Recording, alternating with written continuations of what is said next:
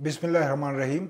Daily के to Pakistan के साथ मैं हूँ जमील नगरी और मेरे साथ है सीनियर सहाफ़ी मंजर शिकरी साहब।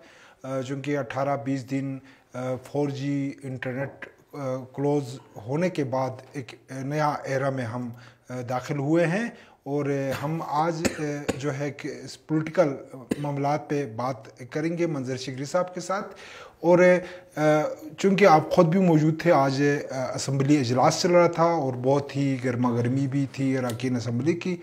जो हम शुरू करेंगे, जो वज़ीर दाखिला जनाब शम्स लोन साहब ने एक बहुत बड़ा इंकशाफ किया जिस पे तमाम अपोजिशन और हुकूमती अरकान ने भी, बल्कि स्पीकर ने भी हैरत का इजहार किया, जिसमें उसने नटको में होने वाले मुबैने कपले 22 करोड़ रुपए कपले की जो बात किया। उसने कहा कि मुलाजमीन के नाम से इंश्योरेंस के लिए जो उनके सैलरी से कटते रहे और पता चला कि वो जो है एग्जिस्ट ही नहीं कर रहे हैं, न उनका इंश्योरेंस हुआ है। 22 करोड़ रुपए इस मद में जमा हुआ है। सर, क्या सूरत हाल आपने देखा और क्या इसको किस तरह देख रहे हैं? शुक्रिया जमील नगरी साहब। देखें जमील साहब, अगर हम जैसे आपने बात की स्टार्ट में कि वाक़या जो डेटा इंटरनेट सर्विस जो थी वो बहाल हो गई, तो उस हवाले से एक मैसेज भी ये है पब्लिक के लिए कि वो जो है इसका नाजायज़ इस्तेमाल ना करें, ये एक दूसरे की दिल आज़ारी के लिए आम शहरी इस्तेमाल ना करें। ये हुकूमत ने भी इससे ये मैसेज दिया है, क्योंकि एज ए मीडिया पर्सन आपका मेरा भी ये राइट बनता है कि लोगों को हम ये कहें कि ये जिस मकसद के लिए आपको ये चीज़ें जो सहूलत दी गई है उसको उसी मकसद के लिए इस्तेमाल करें, बदअमनी के लिए इस्तेमाल ना करें, प्यार और मोहब्बत के लिए इस्तेमाल करें। डेटा सर्विस बहाल हुई तो इसके पीछे अब बहुत सारे लोगों का रोज़गार वाबस्ता होता है। लोगों का आजकल जो कम्युनिकेशन सिस्टम बना है वो डेटा सर्विस पे बना है। ये बहुत अच्छी बात है कि डेटा सर्विस बहाल हो गई। जहाँ तक आपने जमील साहब बता दिया कि चूँकि वो आपने तफसीलात तो पूरी बता दी, ख़बर पूरी बता दी कि 22 करोड़ रुपए का घपले की अगर हम बात करें तो गिलगित बल्तिस्तान की, जहाँ तक मेरा मीडिया से ताल्लुक़ रहा है, कोई पीछे अगर हम बात करते 25-26 साल से, तो सरकारी सतह पे 22 करोड़ की एक साथ कहीं पे इतनी बड़ी जो बेज़ाब्तगी है वो आज तक सामने नहीं आई है। कि इंश्योरेंस के नाम पर आपसे मुझसे पैसे तो लिए गए मुलाजमीन से, वो गरीब मुलाजमीन जो आज आप देख रहे हैं 5 रोज़ से सड़कों पे एहतजाज कर रहे हैं, हड़ताल कर रहे हैं, उनके 2017 से आज तक माहाना तनख्वाह से पैसे काटते गए इंश्योरेंस, और इंश्योरेंस कंपनी को वो पेमेंट नहीं हुई है। 22 करोड़ रुपया है। मिसाल इसकी तो सीधी सी ये है कि ये बहुत बड़ा स्कैंडल है। इस पर होनी चाहिए इंक्वायरीज़, इस पर कमेटीज़ भी बननी चाहिए। हाउस में जो इशू ये खड़ा हुआ है इस पर कमेटीज़ बने। यार वो कौन लोग हैं यहाँ पे? तो मुलाजमीन को तनख्वाहें नहीं मिल रही, वहाँ पे उनके 22 करोड़ रुपया जो है इंश्योरेंस का, जो आपका ज़ाती है, आप अगर एम्प्लाई है या मैं एम्प्लाई हूँ नेटको का, तो वो मेरा ज़ाती पैसा है, उसको कहीं और किसने लगाया, कैसे लेकर गए, कहाँ गया है, उसका कोई चीज़ सामने नहीं आई है। और इसकी जो है ऑफिशियली भी तस्दीक की है एमडी नेटको ने। हमारे एक साथी रिपोर्टर के साथ बात करते उसने भी इसकी तस्दीक की है कि वाक़या ये हुआ है कि ये तो 2017 से जो है ये पैसे लेते रहे, काटते रहे, लेकिन कंपनी को नहीं दिया। लेकिन नेटको ने देना है। देना क्यों है? क्या उसको कहीं और इन्वेस्ट किया, उसका मुनाफा कमाया 22 करोड़ का, कि अब आके वो पैसा जो 22 करोड़ से पिछले 2017 से ऑनवर्ड उस रकम को कहीं इन्वेस्ट किया गया जिससे मज़ीद करोड़ों कमाए गए होंगे, अब लाके वो 22 करोड़ कहीं ना कहीं एडजस्ट करने के लिए उसका जो भी इंश्योरेंस कंपनी है, स्टेट लाइफ है, सो एंड सो, जो भी कंपनियाँ है, नाम तो हमें पता नहीं है, उसको ये दे देंगे। ये बहुत बड़ा स्कैंडल है गिलगित बल्तिस्तान की हिस्ट्री का। और दूसरा ये नेटको का बोर्ड ऑफ डायरेक्टर्स की जो बात करते हैं, क्योंकि उस पर भी काफ़ी बातें हुई आज असेंबली में। बोर्ड ऑफ डायरेक्टर्स के अंदर, यानी बोर्ड जो है नेटको जो है वो किसी मिनिस्ट्री के अंडर में नहीं आता। क्यों नहीं आता? इंटीरियर में आना चाहिए, कॉरपोरेशन है तो भी। गिलगित बल्तिस्तान गवर्नमेंट की गिरफ्त होनी चाहिए, वो ब्यूरोक्रेसी के अंडर में नहीं होना चाहिए। ये बातें आपके सामने हाउस में हो गई। सर बिल्कुल, उसके साथ आज असम्बली में एक अहम और डेवलपमेंट ये देखने में आया कि साबिक़ा opposition leader Amjad Hussain advocate साहब, जो अब इस हुकूमत का हिस्सा भी है, और आज उसकी जो तकरीर जो अनएक्सपेक्टेड हम कहें, जो उसने बातें किया, एक तो अस्तौर में होने वाले ज़मीनी इलेक्शन जिसमें हम एक्सपेक्ट ये कर रहे थे कि शायद वो खालिद खुर्शीद के ऊपर इल्ज़ाम लगाएंगे या उनको अटैक करेंगे, लेकिन उसने جو ہے پی ایم ایل این کے اوپر اٹیک کیا کہ انہوں نے اس سارے منظر میں کیا کیا، ان کے اوپر کیا الزامات لگائے، اس پہ تھوڑا سا جی جمیل صاحب بالکل اس نے دیکھیں کہ دو چیزوں پہ بڑا اس کی توجہ رہی اپنا ہمارے امجد ایڈوکیٹ صاحب کی. ایک تو سب سے پہلے اس نے آپ کو پتہ ہے کہ استور کے انتخابی اس کے حوالے سے بات کی کہ اس کے اندر پی ایم ایل این کے لیے جو کام کر رہے تھے وہ گلگت بلتستان کی بیوروکریسی تھی، ان کے کینڈیڈیٹ کے لیے انہوں نے کمپین کیا، فلاں کیا، سب کچھ اس نے سب کچھ بتایا، اور کہا کہ جو خالد خورشید تھا اس کے لیے گلگت بلتستان حکومت کام کر رہی تھی. خالد خورشید کو جتوانے کے لیے گلگت بلتستان حکومت کام کر رہی تھی. مینس گلگت بلتستان حکومت، کیونکہ وہ جو خالد خورشید کل جس گورنمنٹ کا چیف منسٹر تھا، گورنمنٹ بھی تو آج انہی کی ہے نا، پی ٹی آئی کا ایک فارورڈ بلاک ہے یہ. تو ایک تو الزام اس کا یہ تھا. دوسرا حافظ الرحمان کے اوپر بڑے سخت الزامات لگائے، مطلب اس نوعیت کے الزامات لگائے کہ انہوں نے پیپلز پارٹی کو ہرانے کے لیے ہر قسم کا حربہ استعمال کیا. اور اس کے ساتھ جو امپورٹنٹ ایک اور بات جو آج اس نے کی کہ دیکھیں کہ اس نے یہ کہا کہ اپوزیشن کے لوگ جو ہے گورنمنٹ میں شامل نہیں ہو سکتے، اس کا ایک پورا پروسیجر ہوتا ہے. ہم حاجی گلبر صاحب کو چیف منسٹر کو سمجھائیں گے کہ اپوزیشن سے لا کے وزیر نہیں بنایا جائے گا. مقصد یہ ہوا کہ راجہ ذکریہ صاحب اور راجہ اعظم صاحب جو گیم کھیل رہے تھے راجہ کے وزارت کے لیے، وہ گیم چونکہ مکمل ہو گئی، تو جس کی وجہ سے آج امجد صاحب کافی غصے میں تھے، اور انہوں نے یہاں تک بھی کہا کہ اپنی مجبوری بھی بیان کی. آپ نے دیکھا امجد صاحب نے اپنی مجبوری بھی بیان کی. اس نے کہا کہ ہم تو گورنمنٹ سے الگ نہیں ہو سکتے کیونکہ ہماری قیادت نے یہ فیصلہ کیا. خیر امجد صاحب آپ کی اگر میں بات کروں کہ امجد صاحب آپ کی قیادت تو کراچی میں بیٹھی ہوئی ہے، گلگت بلتستان کے حالات سے تو وہ واقف نہیں ہے، تو آپ کیوں نہیں علیحدہ ہو سکتے؟ ہونا چاہیے. اگر آپ کے ساتھ زیادتی ہو رہی ہے، آپ کے جمیل صاحب جو کہ وہاں پہ آئے ہیں ممبر اسمبلی، 2.5 سال تو آپ کو وہ سیٹ نہیں دی گئی، نشست نہیں دی گئی، 2.5 سال جو ہے آپ کو وزارت نہیں دی جائے گی جمیل کو.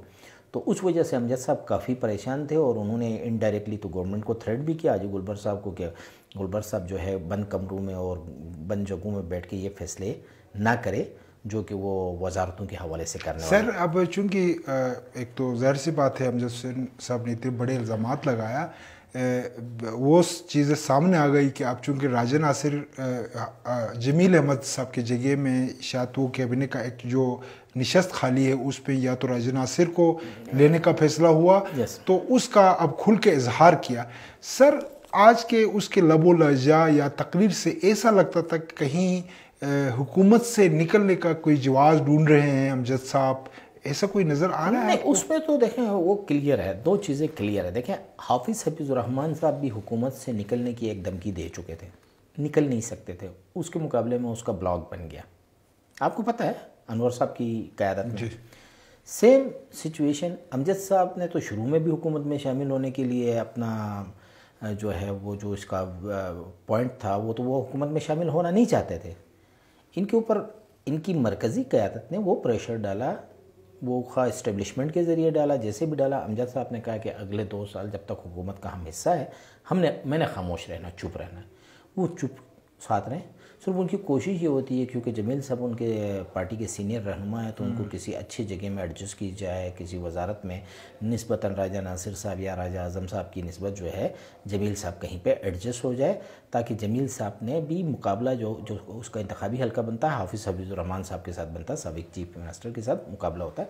تو کوشش یہ ہے کہ یار کسی طریقے سے حفیظ کے مقابلے میں جمیل صاحب کو فرنٹ پہ لا کے اس اپنا حلقے کے لیے وہ کوئی کام کرے تاکہ اس نے الیکشن لڑنا ہے. بیسک تھیم یہ بالکل صحیح ہے. سر آخری سیگمنٹ میں یہ سوال بھی آپ سے پوچھوں گا چونکہ اس وقت سوشل میڈیا میں بڑا گرما گرمی ہے جو پی ایم ایل این کے اندر جو 2 گروپس، ایک تو حافظ صاحب اور دوسرا انور صاحب جو ممبر اسمبلی بھی ہے چلاس سے، ان کے قیادت میں ایک گروپ، چونکہ آپ نے دیکھا کہ لاہور میں ایک ہی پروگرام میں پی ایم ایل این کے گلگت بلتستان کے 2 الگ الگ گروپس نے جا کے وہاں پہ شرکت کیا، تو اس سے سوشل میڈیا پہ بھی بڑی چیزیں چل رہی. کیا دیکھ رہے ہیں سر اس پورے صورتحال کو؟ سر دیکھیں جمیل صاحب، مسلم لیگ نون جو ہے وہ واقعتاً چونکہ 2 حصوں میں تقسیم ہو چکی ہے، اس میں کوئی 2 رائے نہیں ہے. کیونکہ انور صاحب کی رات کو میں ایک پریس کانفرنس بھی سن رہا تھا، ان کے اپنے وال پہ بھی کچھ ان کے جو سٹیٹس تھے اپڈیٹ کیا ہوا تھا اس نے، وہ بھی میں پڑھ رہا تھا. انور صاحب نے کافی الزامات لگائے حافظ الرحمان صاحب کے اوپر، بہت سارے الزامات لگائے. شاید حفیظ صاحب خود اس کا بہتر جواب دے سکتے ہیں، لیکن یہ دو گروپوں میں تقسیم ہو گئے۔ انہوں نے یہاں تک کہا ہے کہ جب نواز شریف پاکستان میں آئیں گے، انور صاحب جس میں اکبر تابان صاحب اور جو پرانے سینئر رہنما صاحب ڈپٹی اسپیکر ہمارے جعفر اللہ خان صاحب، یہ پورا جو سینئر پرانے مسلم لیگی ہے یہ ایک سائیڈ پہ ہوا ہے، یہ نواز شریف کے استقبال کے لیے الگ سے جائیں گے۔ اور حفیظ صاحب کے پاس جو ٹیم رہ گئی ہے وہ کچھ جیسے ہمارے ریحان شاہ صاحب ہیں یا جاوید صاحب ہے نگر سے، اس طرح کچھ لوگ اس کے ساتھ ہے، جیسے پرانے اس کے ایڈوائزر رائٹ لیفٹ ہینڈ کے شمس میر فاروق میر، یہی گروپ اس کے ساتھ رہا۔ ان کا کہنا یہ کہ حفیظ الرحمان صاحب پارٹی کے صدر نہیں ہیں، یہ کوئی ہمیں نوٹیفیکیشن دکھا ہے، یہ کسی معاملے میں پارٹی کے ساتھ مشاورت نہیں کرتا، یہ انڈیویجولر ون مین شو ہو کے فیصلے کرتا ہے۔ آج تک جنرل سیکرٹری جو ہے ان کے مسلم لیگ نون کے، ان کو یہ پتہ نہیں ہے کہ وہ جنرل سیکرٹری ہے کہ نہیں ہے، کیا فیصلے ہو رہے ہیں۔ جنرل سیکرٹری بہت سینئر بندے ہیں، اکبر تابان صاحب ہیں۔ پھر دوسری بات یہ ہے کہ انور صاحب لوگوں کی اگر فیملی کو ہم بات کریں تو ان کی فیملی نے شروع سے یہ نشست جو ہے مسلم لیگ نون کو ایک نشست انہوں نے پرمنٹ دی ہوئی ہے، وہ کونسل میں بھی دیتے ہیں، وہی لوگ جو ہے آپ کے اسمبلی میں بھی دیتے ہیں، شروع سے دیتے رہے، اور یہ ایک پرمنٹ سیٹ ہے، پکی سیٹ جس کو ہم کہتے ہیں نا، جہاں پہ 99% 95% جو مسلم لیگ کو ملنے والی سیٹ نشست جو ہے وہ چلاس سٹی والا جو حلقہ ہے اس کا جو انور صاحب لوگ ہیں ان کا حلقہ ہے، وہاں سے ان کو یہ نشستیں ملتی ہے۔ یہ اختلافات کھل کے سامنے ہیں۔ عنقریب جو ہے انور صاحب سے جب میری بات ہوئی تو انہوں نے کہا کہ ہم نے جو سیکٹریٹ تیار کیا بہت زبردست طریقے سے ہم وہاں پہ جو ہے افتتاح بھی کر رہے ہیں، سیکٹریٹ بھی الگ کر رہے ہیں۔ گلگت میں یہاں پہ چٹیال کا ایریا ہے وہاں پہ انہوں نے ایک سیکٹریٹ قائم کیا۔ اس کے علاوہ انور صاحب نے یہ بھی کہا کہ ہم نے مریم نواز سے الگ بھی ٹائم مانگا ہے، وہ ہمیں الگ بھی ٹائم دے گی، اور اس میں ہم نے تمام چیزیں سامنے رکھنی ہیں، چونکہ نئی پارٹی ہم نے تشکیل دینی ہے، کیونکہ حفیظ الرحمان چند لوگوں کے ارد گرد انہی کو نوازتا ہے، انہی سے مشاورت کرتا ہے، کسی اور جو پارٹی کے سینئر لوگ ہیں پارلیمنٹیرینس ہیں ان کو وہ کچھ نہیں سمجھتا۔ یہ الزامات ہیں بیسیکلی انور صاحب کے، اور حفیظ الرحمان صاحب کا اب تک موقف سامنے نہیں آیا۔ ان کے نیچے جو چھوٹے موٹے ساتھی احباب ہے وہ سوشل میڈیا میں فیس بک پیجز میں کچھ اپنے پوائنٹس وغیرہ ڈالتے ہیں، باقی اب تک ان کا پراپر جو ہے سٹیٹمنٹ سامنے نہیں آئی ہے۔ صحیح ہے سر، اب مختصر جواب دیجیے گا کہ آیا اس پورے مومنٹ میں جو ایک تو سب کے سامنے ہے حفیظ الرحمان صاحب کو چیلنج کیا ہے جس طریقے سے انور صاحب نے، اس سے نقصان تو اوبیسلی حفیظ صاحب کو ہوگا؟ یقیناً جمیل صاحب، کیونکہ ایک پارٹی کے اندر جب دو حصے بن جاتے ہیں تو خود حفیظ صاحب چونکہ سابق چیف منسٹر ہے، بڑے سمجھدار پولیٹیشین ہیں، وہ کافی پریشر میں ہوں گے، جو مجھے اندازہ لگ رہا ہے، کیونکہ پچھلے دنوں بھی یہاں پہ ہمارے اسٹڈی میں ہی ان کا کوئی پروگرام ریکارڈ ہو رہا تھا، اس سے پہلے بھی اس نے کسی کو ریکویسٹ کیا تھا کہ یار یہ کوسچن نہ کرے گروپ بندی والا، یہ بڑی کہانی ہے۔ اور اس نے یہاں تک بھی کہا ایک پریس کانفرنس میں جب کسی نے اس سے پوچھا کہ انور صاحب جو ہے وہ انہوں نے الگ گروپ بنایا، تو اس پہ بھی انہوں نے کہا تھا کہ یار مجھے کوئی پتہ نہیں ہے، جبکہ وہ اخبار میں ہمارے K2 اخبار میں ہی لیڈ کی خبر تھی، اس کو بھی اس نے کہا کہ نہیں مجھے کوئی علم نہیں اس چیز کا۔ علم نہ ہونے کا مقصد یہ ہوا کہ وہ جان بوجھ کے جو ہے نا چیزوں کو جو ہے نا وہ ذرا نارملائز کرنے کی کوشش کر رہا ہے، لیکن مجھے لگتا نہیں ہے کہ نارملائز ہوں گے، وہ یہ بڑھ کے مزید شدت اختیار کریں گے۔ بالکل صحیح ہے، بہت زیادہ ٹائم ہوا میرے خیال میں، پروگرام جو ہمارے روٹین سے ہٹ کے ہوا، اب اجازت چاہیں گے۔ ہمارے ساتھ منظر شگری صاحب تھے جو گلگت کے سیاسی صورتحال پہ تازہ ترین بات کر رہے تھے۔ آپ کے ساتھ پھر نیکسٹ پروگرام میں ملاقات ہوگی۔ خدا حافظ۔